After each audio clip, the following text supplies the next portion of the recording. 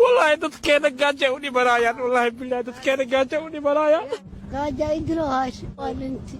أبوات انتي هو أنا هو جرنتاي تباهان هاشا بري بي ميالا مايا وابي ميالا هايني أوارا دميش أنا كنا دميرتو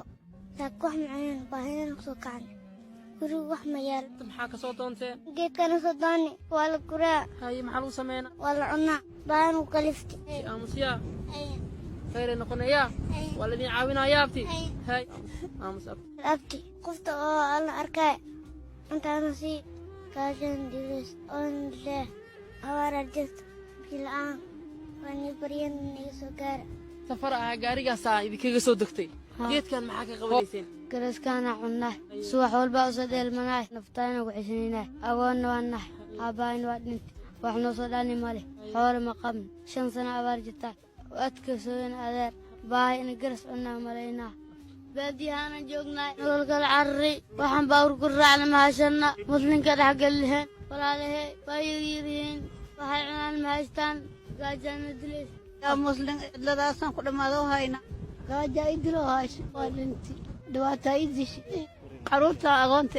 قاجا يقدر هوري أنت متار بيرتي أباروا حوري أبر عيالكي أبارا المهربت ويا قاجانا لماش برغان الدش ويا وانا بريا وحسان ودقي وأبار ويرنا دأنا أغنت إلى كوري أبوه وادن على حامد كوري ليرا haye haye وادن adi maxaa u tahay أوطن وهاي oy oy ilaah kuugu dhaarshay ka maacuntiin ها كنا ilaah كنا kuugu عونا dhaarshay ka maacuntiin oy ها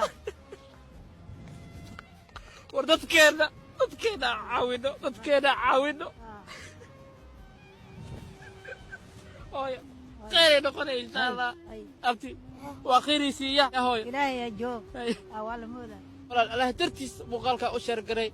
safar ahay maanta waxaa isdhahay bal xaaladda awaaraha wax ka soo arag waxaa la kulmay ciyaal agoon ah hooyo miro ahaan ay dhahayaan mirahana noo nolol ah xaaladda ay ku sugan yihiin waa u jeediin beeraha sida ay yihiin xoolihii waa ka le'deen wax yarka uu ilaahay ku siiyey maanta $1 ah ka bixiso qoys ayay badbaadisaa walaal qoyskan aan caawino si wada jir ah u caawino mirahan waxaan laga soo guray garaska maanta in ciyaalkayga sii dhibaataa noo geysa diimiyaala rafaada yaal oona loo kala haarin garasa cun meeshii ugu dambaysa ay maruu haayaan berig ilaahay dadtiisa nagu caawiyo way waxaa laga soo caawi karaa eber 6 hal 3 33 96 cunto iyo siyeed magacaaga magacayga faaduma maxamed adiira maxamed cismaan faadumo maxamed cismaan nambarkaaga dadka waa u gudbiyaa hooyo hay ilaaha idinka teg aniga inta safarka ku jiray dadka qaar ee aan la kulmay xoolihii u harayna waa kuwaasa ilaah abaarta naga soo gaar